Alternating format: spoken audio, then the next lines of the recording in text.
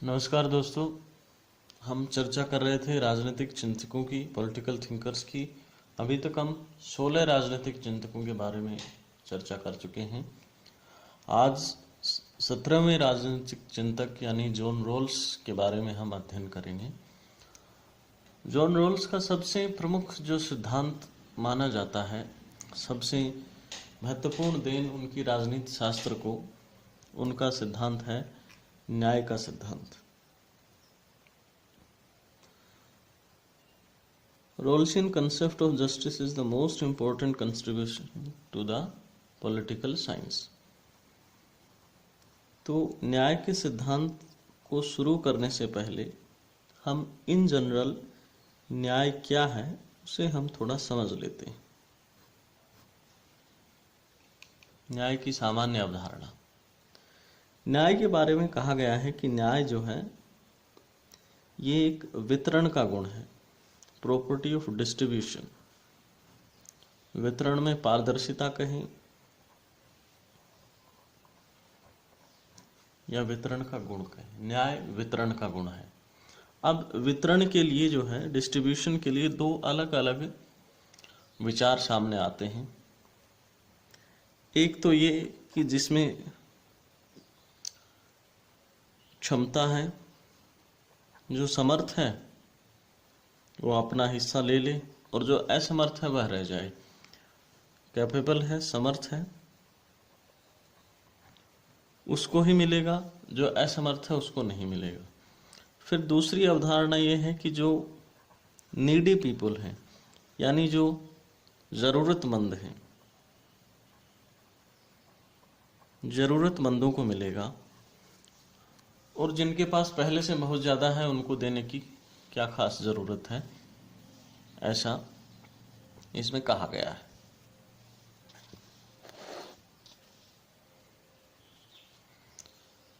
तो ये जो समर्थ लोगों द्वारा ही प्राप्त करना, यानी अपने बलबूते पे चीज़ें प्राप्त कीजिए, जिन जो नहीं कर सकते वो पीछे रह जाएंगे, ऐसा मानना है उदारवादी विचारधारा का।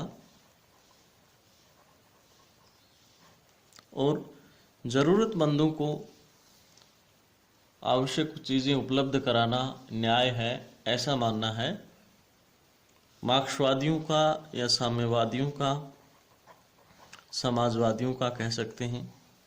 यानी उदारवादी मानते हैं कि जिसमें क्षमता है वो अपने बलबूते पे अर्जित करेगा। मार्क्सवादी कहते हैं कि पूंजीवादी गरीबों का शोषण करते हैं, इसलिए उनकी क्षमता नष्ट हो जाती है, अतः वे ज़रूरतमंद हैं और उनको आवश्यक वस्तुओं का वितरण करना चाहिए। दूसरी बात, न्याय का उद्देश्य क्या है? न्याय का उद्देश्य है समाज में हार्मोनी स्थापित करना, समाज में सामंजस्य स्थापित करना।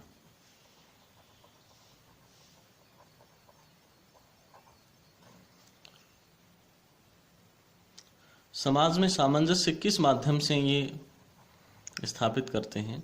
यदि माध्यम की हम बात करें तो पहला है मोरल जस्टिस,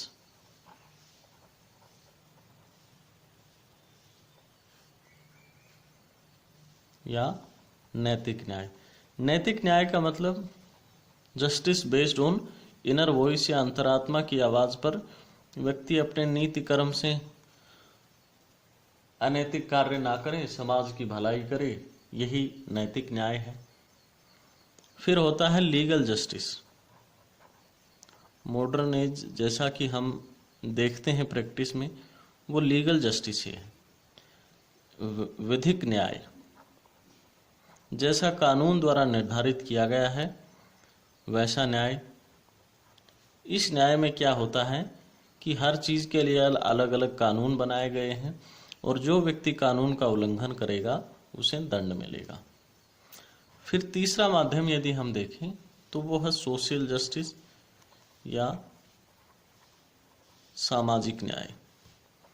सामाजिक न्याय किस प्रकार से सुनिश्चित किया जाता है?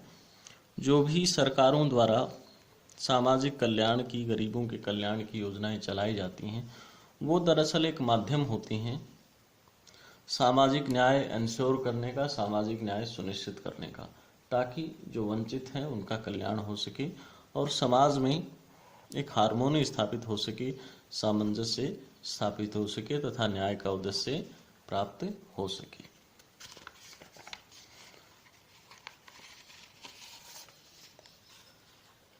न्याय में क्या शामिल होता है? न्याय में मूलतः दो चीजें हम शामिल करते हैं।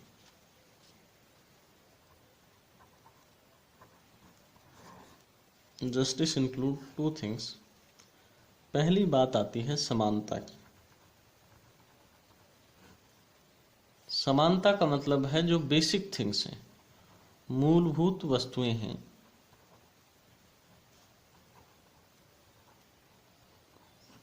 जीवन की जो अत्यावश्यक चीजें हैं,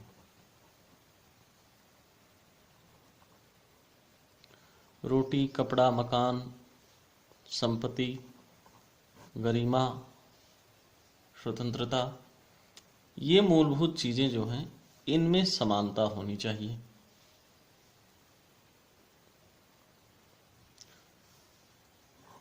दूसरी चीज निष्पक्षता।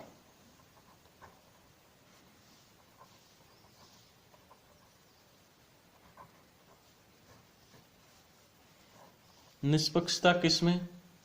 तो निष्पक्षता हम कह सकते हैं कि प्रक्रिया में, और प्रक्रिया में निष्पक्षता वाले पक्ष को कहा जाता है प्रोसीजरल जस्टिस या प्रक्रियात्मक न्याय।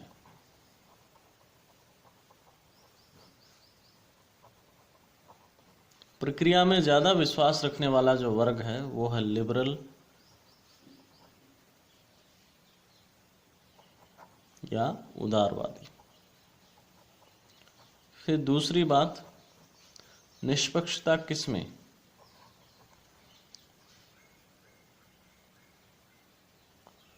वितरण में, यानी जिनको जरूरत है इसको कहा गया है वितरणात्मक न्याय।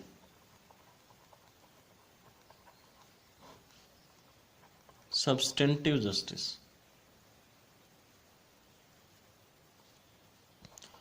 वितरणात्मक न्याय विश्वास है मार्क्सवादियों का, साम्यवादियों का या समाजवादियों का। इन सब के बारे में हम पढ़ चुके हैं, और जब विचारधारा आइडियोलॉजी की बात आएगी तब हम दोबारा पढ़ेंगे। तो वितरणात्मक न्याय में मूलतः विश्वास है मार्क्सिस्ट का, या जो आइडियोलॉजी मार्क्सिस्ट के बेस पे इमर्ज हुई हैं उन सब का, मार्क्सवादियों का इसमें विश्वास है। और ये मूलतः काम करते हैं वंचित वर्गों के हित में।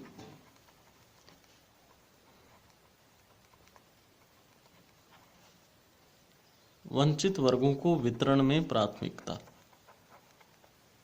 ये एक मोटा मोटा आइडिया था जस्टिस व्हाट इज न्याय।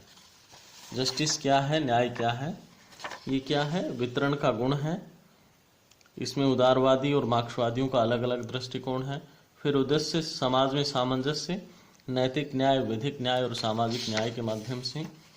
और न्याय में दो तत्व हैं, समानता और निष्पक्षता। समानता यानी मूलभूत वस्तुओं में समानता, और निष्पक्षता यानी कि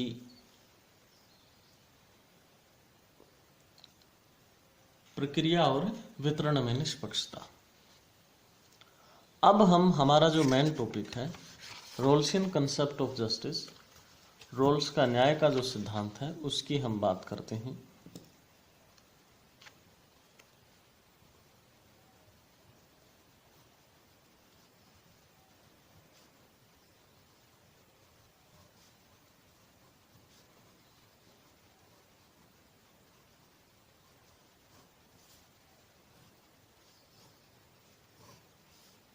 what is Rawlsian concept of justice? Rawls ने 1971 में एक किताब लिखी जिसका नाम था थ्योरी ऑफ जस्टिस।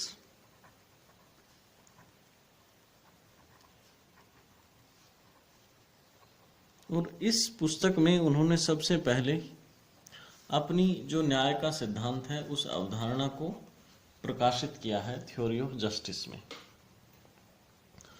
पूरे विस्तार से उन्होंने उल्लेख किया है। अब रोल्स के ज़माने तक या उनके विचारों से पहले तक क्या था कि उदारवाद को एक मूलतः एक विचारधारा से जुड़ी हुई थी उदारवाद, जिसे उपयोगितावाद कहा जाता है। यानी उदारवाद का मुख्य मकसद वही हो गया था कि अधिकतम लोगों को अधिकतम खुशी मिल जाए, ज़्यादा से ज़्यादा लोगों का कल्याण हो जाए। लेकिन इस ज़्यादा से ज़्यादा यानी बहुसंख्यक लोगों के चक्कर में कुछ लोगों का बुरा अहित होता था, उसको अनदेखा कर दिया जाता था। रोल्स ने अपने न्याय के सिद्धांत में उसी गलती को सुधारने की कोशिश की है। तो यदि हम देखें कि रोल्स ने न्याय सिद्धांत की प्रेरणा कहाँ से पाई या उसका दार्शनिक आधार क्या था, तो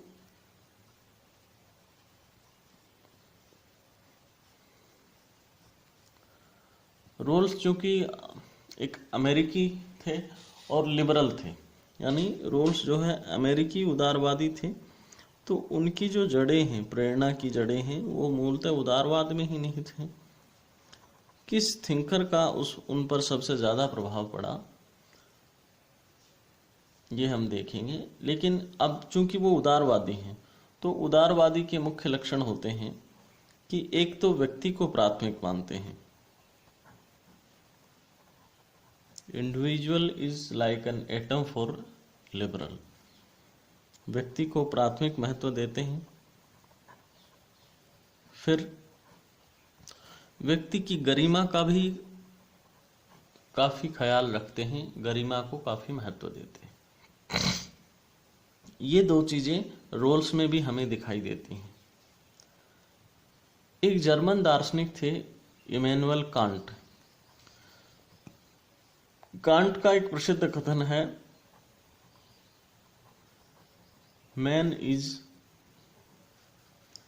एंड इन इटसेल्फ, व्यक्ति स्वयं में साध्य है। यानी व्यक्तिवादी चिंतन है मूलतः कांट का भी, उदारवादी व्यक्तिवादी चिंतन है।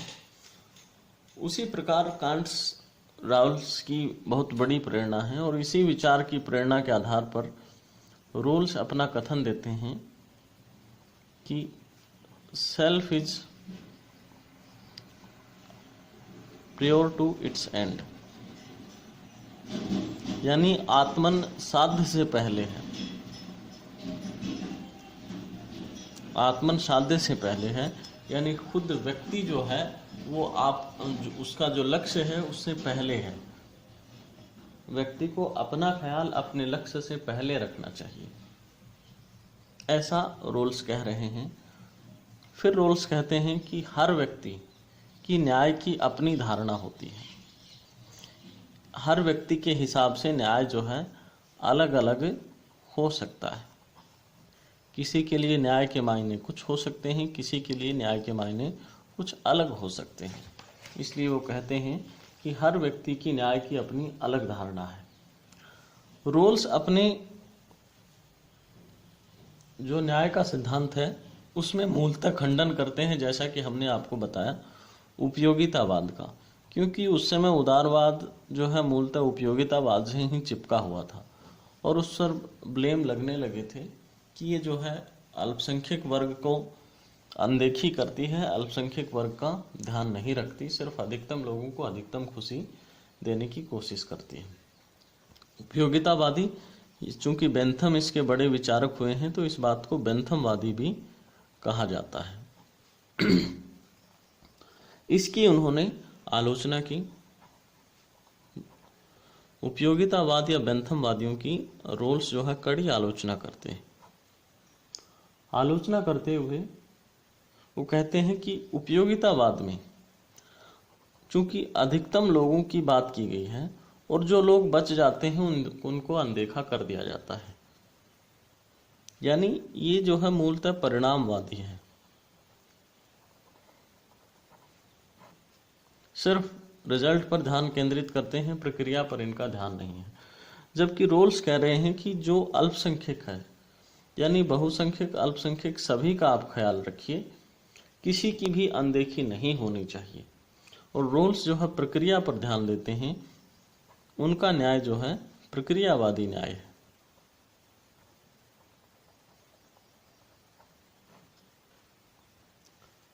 रोल्स अपने न्याय के सिद्धांत को मूर्त रूप देने के लिए एक सामाजिक समझौते का विचार रखते हैं कि किस प्रकार जो है उनका न्याय का सिद्धांत अस्तित्व में आता है। तो हम उनका सामाजिक समझौते का विचार देखते हैं। हमने अभी तक जितने थिंकर पढ़े हैं, उनमें भी हमने कुछ लोगों में जो है सामाजिक समझौते का विचार देखा। तो आप याद करने की कोशिश कीजिए कि किन किन में हमने सामाजिक समझौते का विचार देखा था।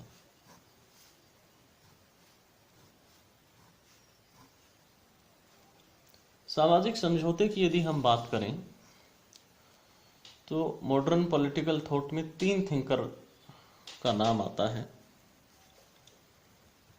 पहले होब्स हैं, लॉक और रूसो।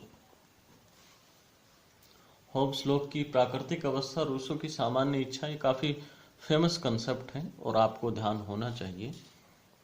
होब्स लॉक रूसो जैसे विचारकों ने जो है सामाजिक समझौते का विचार प्रतिपादित किया। उन्होंने अपने राजनीतिक चिंतन में इसको स्थान दिया और इनकी सामाजिक समझौते का मकसद क्या था? तो इनके सामाजिक समझौते का मकसद था राज्य का निर्माण या सरकार का निर्माण। राज्य या सरकार के निर्माण की बात ये कर रहे हैं। यानी ये तीनों थिंकर राज्य और सरकार, स्टेट एंड गवर्नमेंट का निर्माण कर रहे हैं। इसके उलट रोल्स का जो सामाजिक समझौता है, रोल्स का सामाजिक समझौता न्याय के सिद्धांत का निर्माण करता है।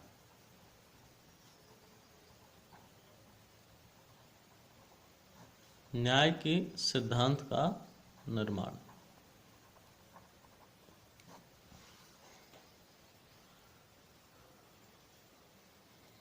अब चूंकि न्याय जो है, रोल्स कहते हैं समझौते से है, न्याय समझौते से आया है, तो इसका मतलब ये हुआ कि न्याय जो है ईश्वर की देन नहीं है। और पहले भी वो कहते हैं कि न्याय हर व्यक्ति के लिए अलग अलग मायने होते हैं। यहाँ चूंकि वो सामाजिक समझौते का विचार दे रहे हैं, तो सीधे सीधे वो ये कह रहे हैं कि न्याय मनुष्य के द्वारा निर्माण किया गया है, ये ईश्वर की देन नहीं है, यानी कि ईश्वरीय न्याय नहीं है। ऐसा उनका विचार है। ये दैवीय विचार नहीं है, ईश्वरीय विचार नहीं है।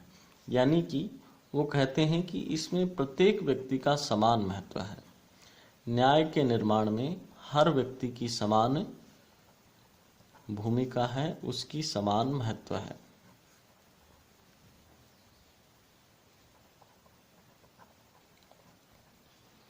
अब रोल्स जो जस्ट सोसाइटी या न्यायपूर्ण समाज की बात कर रहे हैं, उसमें अपने हिसाब से अपने सिद्धांत के अनुरूप कुछ विशेषताएं बताते हैं कि न्यायपूर्ण समाज में किस प्रकार की विशेषताएं होंगी। इस न्यायपूर्ण समाज का गठन कैसे हुआ? तो हमने आपको बताया आपसी समझौते से।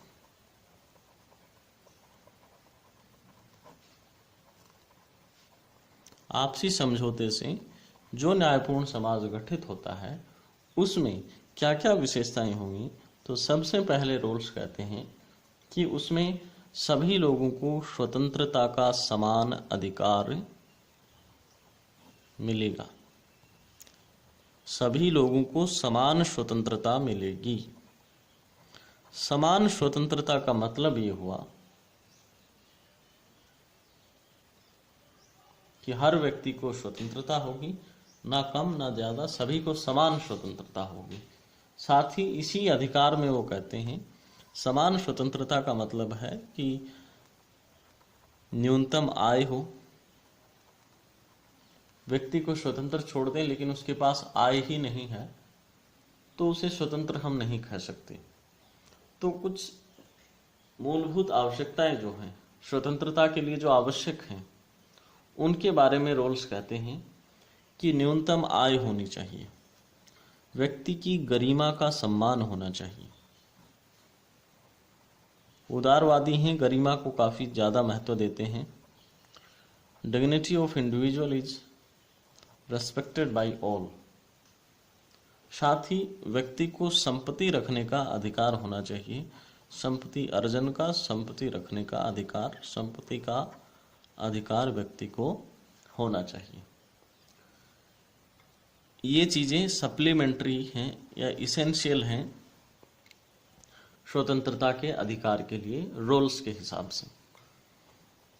दूसरी बात, स्वतंत्रता के बाद वो कहते हैं कि विभेद का नियम, डिफरेंस प्रिंसिपल, यानी स्वतंत्रता देने के बावजूद विभेद किया जा सकता है, किन परिस्थितियों में किया जाएगा उनके बारे में वे कहते हैं कि सबसे पहले तो अवसर की समानता आप सुनिश्चित कीजिए।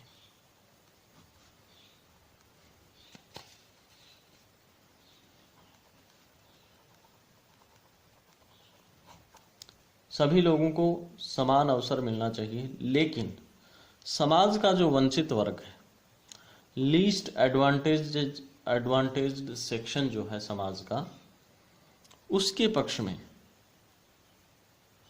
भेदभाव किया जाएगा। वंचित के पक्ष में भेदभाव किया जा सकता है। किन परिस्थितियों में किया जा सकता है? तो प्राथमिक वस्तुओं के वितरण में, ताकि जीवन की जो मूलभूत आवश्यकताएं हैं वो पूरी हो सके, क्योंकि जो पहले से ही प्रचुर मात्रा में रखते हैं उनको प्राथमिक अवस्थाएं वितरित की जाएंगी तो कह सकते हैं एक तरह से बेकार ही जाएंगी। जिसको वास्तव में ज़रूरत है उसको अगर प्राथमिक वस्तुएं दी जाएं तो उद्देश्य सिद्ध होगा। इसलिए अधिकतम प्राथमिक वस्तुओं का वितरण वंचितों के पक्ष में किया जाएगा। अब प्राथमिक वस्तुओं का भी कैटेगराइजेशन करते हैं रोल्स। कहते हैं कि प्राथमिक वस्तुएं जो है दो प्रकार की होती हैं। प्राथमिक वस्तुएं कहें या प्राइमरी गुड्स कहें, प्राथमिक वस्तुएं दो प्रकार की होंगी। एक तो प्राकृतिक होंगी यानी नेचुरल होंगी, और दूसरी सोशल या सामाजिक प्राकृतिक वस्तुएं होंगी। प्राकृतिक वस्तुएं जो प्रकृति प्रदत्त हैं, तो इनमें इंटेलिजेंस एंड हेल्थ यानी बुद्धि और स्वास्थ्य, ये समाज द्वारा प्रदान नहीं की जाती, ईश्वर प्रदत्त होती हैं, प्रकृति द्वारा अर्जित होती हैं। अब बुद्धि का विकास कैसे होगा? तो राज्य उन वस्तुओं का वितरण करें जिनसे नागरिकों के पोषण में वृद्धि हो, उनको ज़्यादा न्यूट्रिशन मिले। फिर स्वास्थ्य अच्छा कब रहेगा? जब स्वास्थ्य सुविधाएं अच्छी हों, हेल्थ केयर फैसिलिटीज़ जो है वो बेहतर होंगी, तभी स्वास्थ्य अच्छा रह पाएगा। तो नेचुरल प्राइमरी गुड्स प्रदान करने के लिए राज्य द्वारा ज़रूरी है कि नागरिकों को उचित पोषण प्रदान किया जाए, साथ ही स्वास्थ्य सुविधाएं भी प्रदान की जाएं। अब दूसरा कैटेगराइजेशन आता है सोशल गुड्स या सामाजिक प्राथमिक वस्तुएं। तो इसमें पहला है स्वतंत्रता।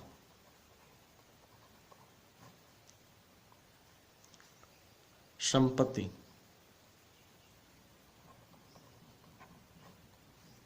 आय और अधिकार, ये प्रकृति प्रदत्त नहीं होते, समाज द्वारा प्रदान की जाती हैं, इसलिए इनको सोशल प्राइमरी गुड्स कहा गया। लेकिन स्वतंत्रता, संपत्ति, आय और अधिकार ये भी एक गरिमापूर्ण जीवन के लिए जरूरी है।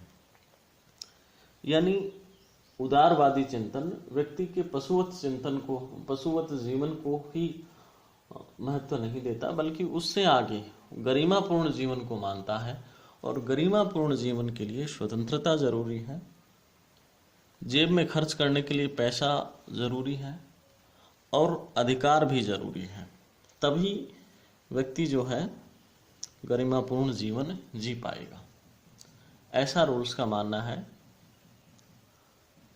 अब जो सेकंड रूल हमने देखा, विभेद का नियम। विभेद के नियम को या डिफरेंस प्रिंसिपल को एक और नाम दिया जाता है, क्योंकि उसमें जो है विभेद का नियम क्या कहता है कि वंचित वर्ग को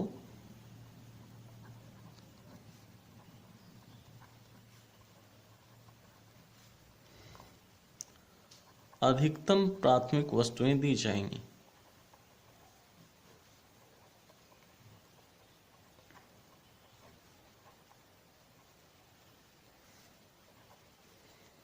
maximum primary goods to the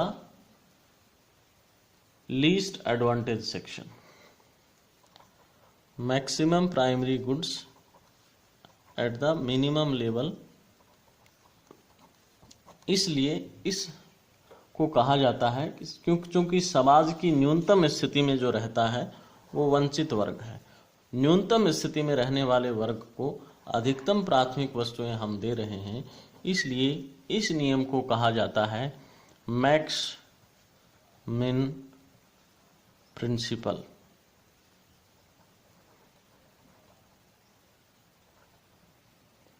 max min principal कहा जाता है। क्यों कहा जाता है?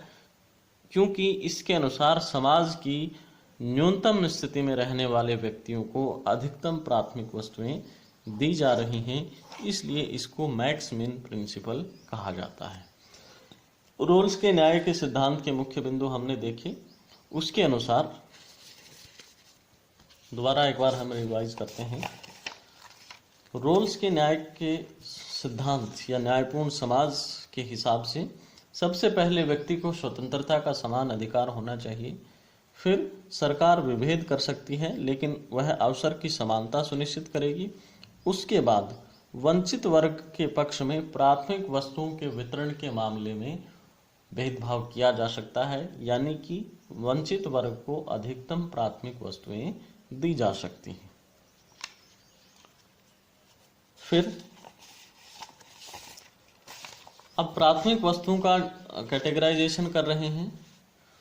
प्राथमिक वस्तुएं नेचुरल एंड सोशल और मैक्स मिन प्रिंसिपल, इतना हमने पढ़ चुके हैं। फिर रोल्स का जो प्रोसीजरल जस्टिस है, हमने देखा कि रोल्स जो है प्रक्रिया को महत्व देता है, उसका न्याय प्रक्रियात्मक है। तो क्या उसका प्रक्रियात्मक न्याय कैसे है, ये हम देख लेते हैं।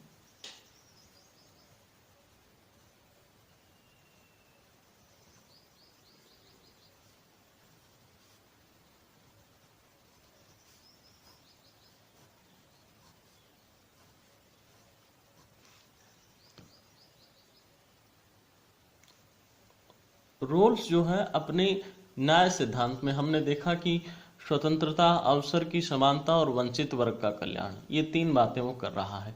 लेकिन इसमें भी वह जो है क्रमबद्धता या क्रमिकता का निर्धारण करता है। और क्रमिकता किस प्रकार से निर्धारित करता है कि सबसे पहले स्वतंत्रता का अधिकार, सबसे पहली प्राथमिकता स्वतंत्रता को दी जाएगी। फिर उसके बाद दूसरी वरीयता दी जाएगी अवसर की समानता।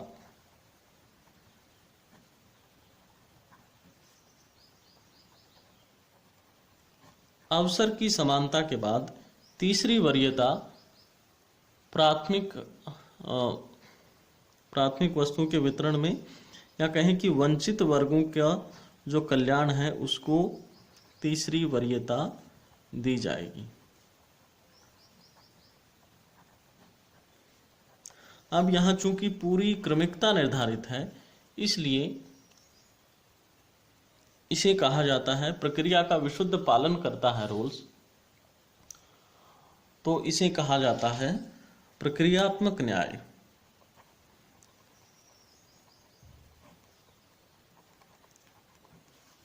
रोल्स का न्याय प्रक्रियात्मक है। क्यों प्रक्रियात्मक है? क्योंकि उसके न्याय सिद्धांत की क्रमिकता निश्चित है। उसके न्याय सिद्धांत के अनुसार पहली प्राथमिकता स्वतंत्रता को है, दूसरी प्राथमिकता अवसर की समानता को है और तीसरी प्राथमिकता वंचित वर्ग के कल्याण को है। अब चूंकि रोल्स प्रक्रिया का विशुद्ध पालन करता है, इसलिए वो कहता है कि स्वतंत्रता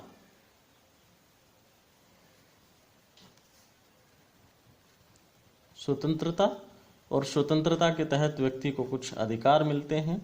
तो स्वतंत्रता और अधिकार को सबसे ऊंची वरीयता दी गई है, इसलिए इनको केवल तभी प्रतिबंध किया जाएगा जब किसी व्यक्ति की दूसरे व्यक्ति की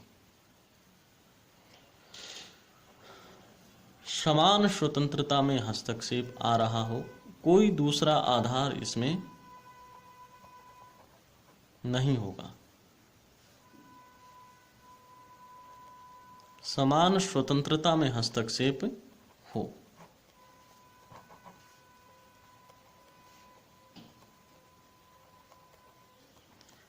यानी कि वो कह रहा है कि अवसर की समानता के लिए आप स्वतंत्रता को बाधित नहीं करेंगे, वंचित वर्ग के कल्याण के लिए स्वतंत्रता बाधित नहीं होगी।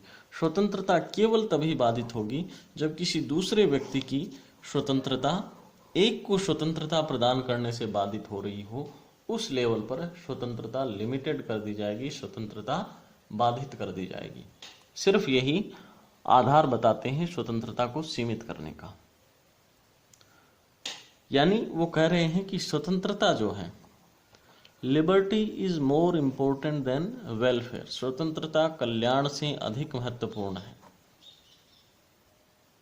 और कल्याण कुशलता से ज्यादा महत्वपूर्ण है। यानी एक हाई क्लास का व्यक्ति है, अत्यधिक कुशल है किसी काम में, लेकिन एक वंचित वर्ग का व्यक्ति है, थोड़ा कम कुशल है। अब दोनों को रोजगार देते समय यह देखा जा रहा है कि किसको रोजगार देने से समाज का अधिक कल्याण होगा। क्योंकि एक के पास पहले से ही साधनों की प्रचुरता है, उसे एक और नया एम्प्लॉयमेंट मिल जाएगा तो समाज को कुछ अधिक फायदा नहीं होगा। लेकिन यदि समाज के वंचित तबके को रोजगार में प्राथमिकता दी जा रही है, तो इसका मतलब ये हुआ कि उसके बलबूते पे किन्हीं और को प्रेरणा भी मिलेगी, उसके बलबूते पे उसका परिवार उन्नति भी करेगा। इसलिए रोल्स कहते हैं कि कुशलता जो है कल्याण के बाद आती है और कल्याण स्वतंत्रता के बाद आता है। ये क्रम निर्धारित करते हैं रोल्स। अब रोल्स जो है न्याय को प्राथमिक बना रहे हैं, स्वतंत्रता को प्राथमिक बना रहे हैं और समाज कल्याण की बात भी कर रहे हैं। इसलिए रोल्स के न्याय को सामाजिक न्याय का भी नाम दिया गया है। Rawlsian justice is also called as social justice. Rawls के हिसाब से समाज जो है एक जंजीर की भांति है।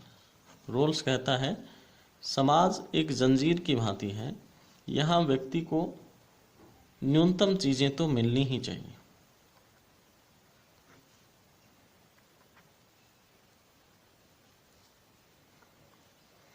न्यूनतम चीजें मिलनी चाहिए। और हमने देखा कि यह वंचित वर्गों का कल्याण करता है, इसलिए इसे तत्वात्मक न्याय या सामाजिक न्याय दोनों का नाम दिया जाता है। ये था रोल्स का प्रक्रियात्मक न्याय। अब रोल्स कुछ न्याय की थ्योरी हमने देख ली, रोल्स की क्या क्या सिद्धांत हैं। कुछ अजम्पशन करके चलता है रोल्स, कुछ आरंभिक स्थिति का मान के चलता है, कल्पना करके चलता है। उसे उसने नाम दिया है अज्ञान का पर्दा। कि न्याय किस स्थिति में संभव होगा, किस स्थिति में पक्षपात नहीं होगा, तो अज्ञान का पर्दा या आरंभिक स्थिति की कल्पना करता है रोल्स।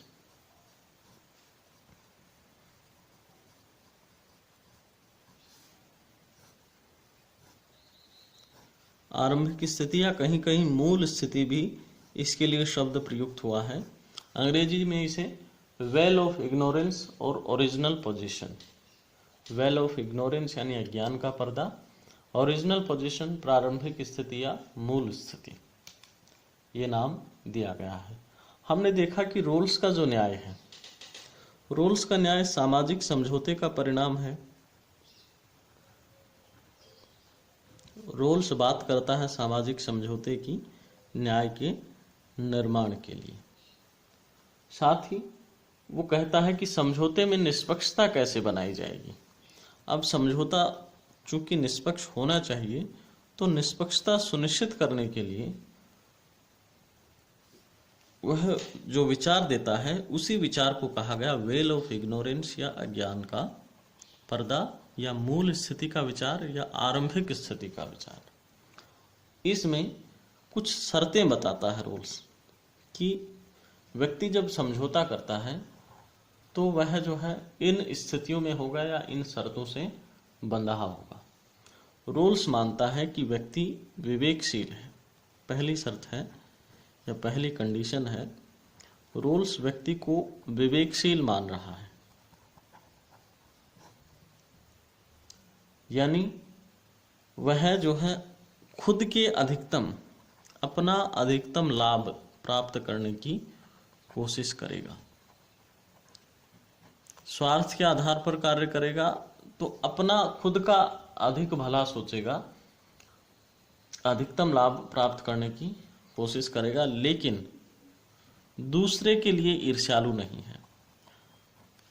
खुद की सोचने के साथ साथ दूसरे के प्रति जलन की भावना नहीं रखता, दूसरे के प्रति ईर्ष्या व्यक्ति में नहीं है। ये प्री कंडीशन है रोल्स के न्याय की पहली। फिर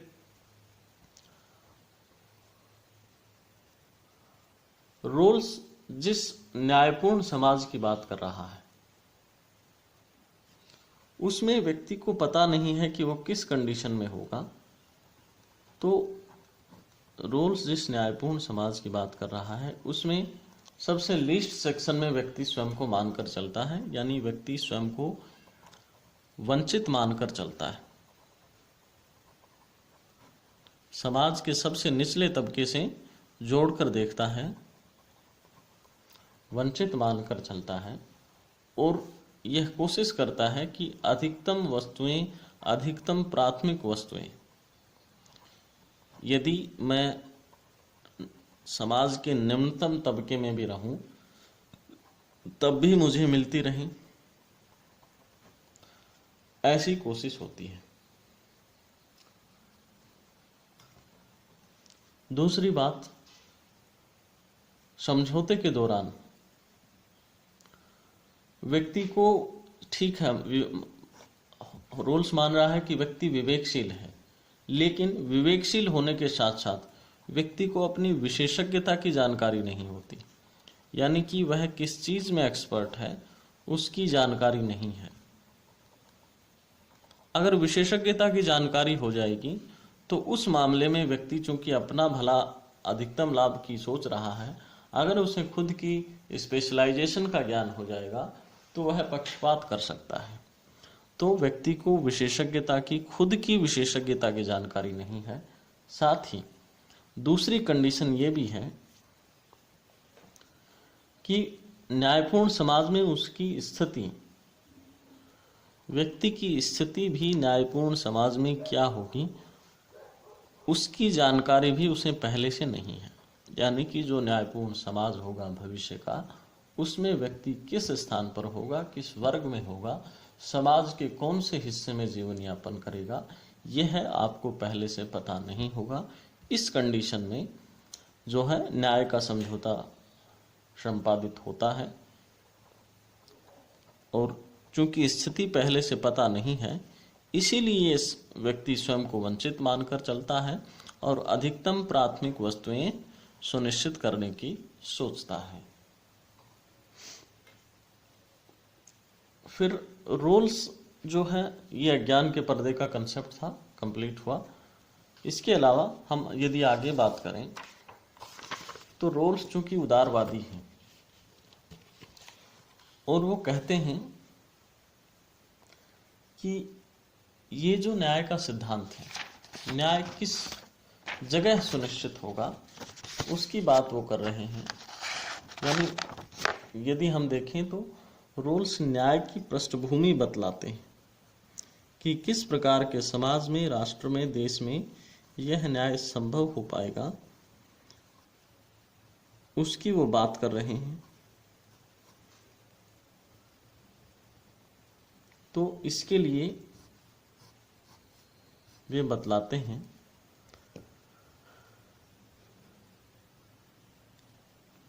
कि न्याय निर्माण के लिए लोकतांत्रिक शासन जरूरी है। न्याय तभी निर्मित हो पाएगा जब शासन लोकतांत्रिक होगा। लोकतांत्रिक होने के साथ साथ ये कल्याणकारी भी होगा। लोकतांत्रिक और कल्याणकारी राज्य में न्याय संभव हो पाएगा। साथ ही उदारवादी हैं, बाजारवाद के समर्थक हैं, तो कह रहे हैं कि बाजारवादी व्यवस्था होनी चाहिए, लेकिन बाजारवादी व्यवस्था के साथ साथ वंचित वर्ग को सहायता राज्य द्वारा दी जाए, इस बात का भी वे ख्याल रखते हैं। बाजार में प्रतिस्पर्धा हो, प्रतियोगिता हो, लेकिन वंचित वर्गों का कल्याण हो, कल्याण भी होना चाहिए। तो ये कल्याण किस प्रकार सुनिश्चित करेगा राज्य, तो इसके तरीके बताते हुए रोल्स कहते हैं कि पहली बात तो कीमतों में नियंत्रण रखा जाए। मनमानी कीमतें राज्य यानी रेगुलेट करे बाजार को, बाजार खुद ना चलाए बल्कि उसे रेगुलेट करे, नियमित करे, यानी कीमतों में नियंत्रण रखा जाए, काला बाजारी जैसी चीज़ें ना हो। फिर दूसरा तरीका वो बताते हैं कि प्रगतिशील करारोपण। प्रगतिशील करारोपण का मतलब यदि हम देखें तो जो प्राचीन समाज थे वहाँ राज्य का जो कि आय का सोर्स तो कर ही होता था, लेकिन वह कर किससे वसूल किया जाता था? जो समाज का सबसे निचला तबका होता था, किसान, उनसे अधिकतम कर लिया जाता था। उनकी उपज का आधा हिस्सा, चौथाई हिस्सा, इस प्रकार से कर लिया जाता था। तो सबसे ज्यादा भार निचले वर्ग पर पड़ता था। लेकिन प्रगतिशील करारोपण के सिद्धांत में क्या होता है कि आय की गणना करके जो व्यक्ति अधिक कमाता है उससे ज्यादा कर लिया जाए, जो कम कमाता है उससे या तो कर ना लिया जाए या बहुत कम कर लिया जाए। यानी ज्यादा कमाने वाले को ज्यादा कर देना पड़े, कम कमाने वाले को कम या ना ही देना पड़े। ये होता है प्रगतिशील करारोपण। और इसी सिद्धांत पे हमारा जो आयकर है वह भी काम करता है। तो वंचित वर्गों का कल्याण कीमतों में नियंत्रण से, प्रगतिशील करारोपण से, साथ ही कुछ सामाजिक योजनाएं भी चलाए, प्राइमरी गुड्स का वितरण भी करे, इनकी बात रोल्स करते हैं। फिर वंचित वर्गों का कल्याण कैसे, तो रोजगार दिलाकर भी, रोजगार सुनिश्चित करके आय की सुनिश्चितता की जा सकती है। व्यक्तियों को न्यूनतम आय की गारंटी देकर के भी आय की सुनिश्चितता की जा सकती है, जीवन की गुणवत्ता बरकरार रखी जा सकती है। साथ ही प्राथमिक वस्तुओं का वितरण भी यदि किया जाए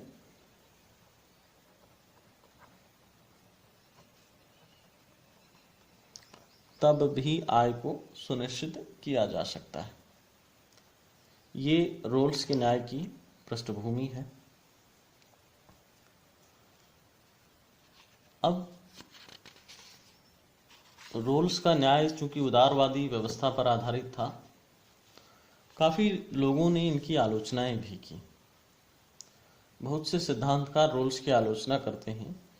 तो यदि हम रोल्स का आलोचनात्मक पक्ष देखें, रोल्स की आलोचना को यदि हम देखें तो उसमें मार्क्सवादियों, समुदायवादियों उत्तर आधुनिकवादियों द्वारा काफी उनकी आलोचना की गई है।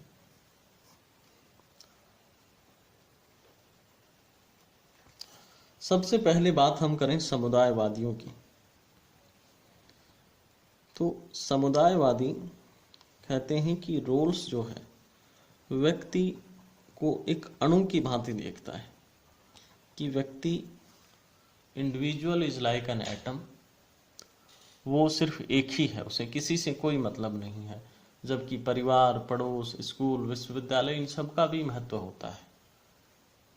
समुदायवाद की विचारधारा हम डिटेल में, हमारा जो पॉलिटिकल थ्योरी का टॉपिक है उसमें समुदायवाद भी एक टॉपिक है, उसमें हम ज़्यादा डिटेल से पढ़ेंगे, वहाँ भी न्याय सिद्धांत की आलोचना आएगी। यहाँ मोटा मोटा ये समझ लेते हैं कि क्या आलोचना थी, एक ब्रीफ आइडिया उसका ले लेते हैं।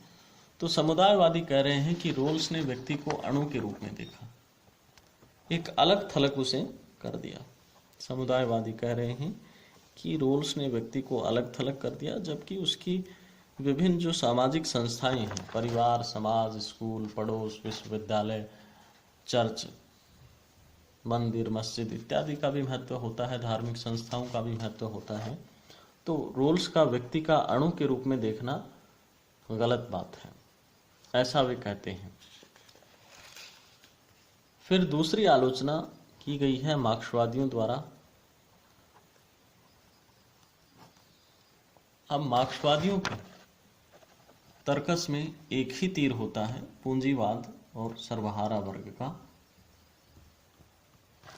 वो कह रहे हैं कि रोल्स का जो कंसेप्ट है वो पूंजीवादी है, इसमें जो है जो सर्वहारा वर्ग है उसके कल्याण की बात नहीं की गई। इसलिए वो कह रहे हैं कि व्यक्ति अलग से समझौता क्यों करेगा, हर व्यक्ति अलग अलग समझौता कर रहा है, तो इसमें ये बात सही नहीं है। व्यक्ति पृथक समझौता कर रहा है, जबकि ये मानते हैं कि व्यक्ति तो वर्ग का सदस्य है। इनका मानना है कि व्यक्ति वर्ग का सदस्य है और एक वर्ग समझौते में उल्लेखित ही नहीं कर रहा है रोल्स। इसलिए मार्क्सवादी मानते हैं कि ये समझौता सही नहीं है, ये पूंजीवाद को बढ़ावा देने वाली बात है। फिर अन्य आलोचक भी इनके हुए, मैकफर्सन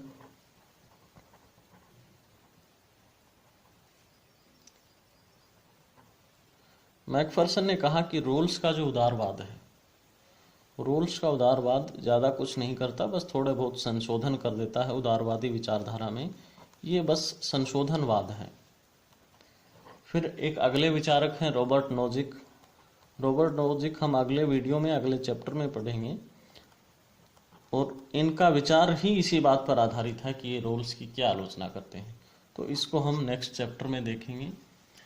इनकी भी एक किताब है थ्योरी ऑफ जस्टिस की आलोचना कर रहे हैं, और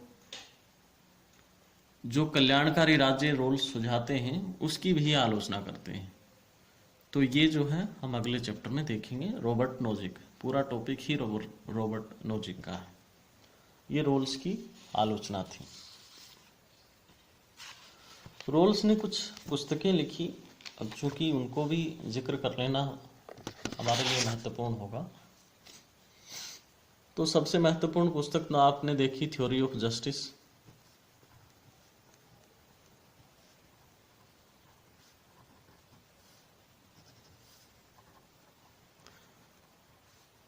नाइनटीन 1971 में। फिर जस्टिस एज फेयरनेस, ये किताब इन्होंने लिखी थी 1985 में। जस्टिस एज फेयरनेस, न्याय निष्पक्षता के रूप में।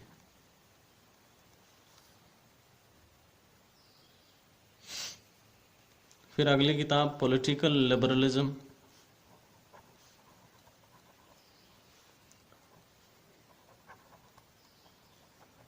ये 1985 में लिखी, ये लिखी 1993 में।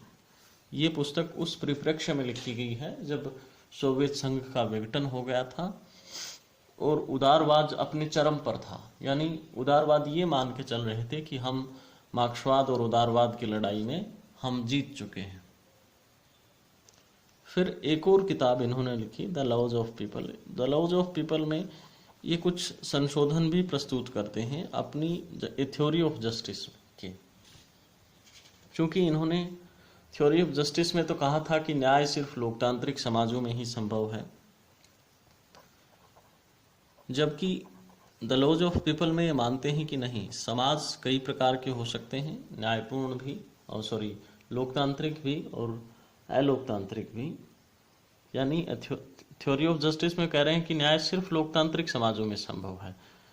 इसमें कह रहे हैं कि अलोकतांत्रिक समाज भी विश्व में विद्यमान हैं, तो वहां भी न्याय हो सकता है।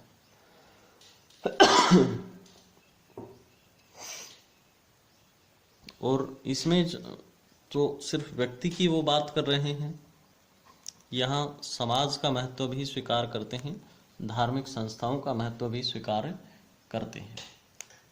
फिर इनके लेक्चर्स का कलेक्शन है, lectures on the history of moral philosophy और एक कलेक्टेड पेपर्स। ये कुछ महत्वपूर्ण पुस्तकें थी इनकी। ये थे रोल्स के विचार। अगले विचारक रॉबर्ट नोजिक के साथ हम अगले वीडियो में मिलेंगे। तब तक के लिए बहुत बहुत धन्यवाद।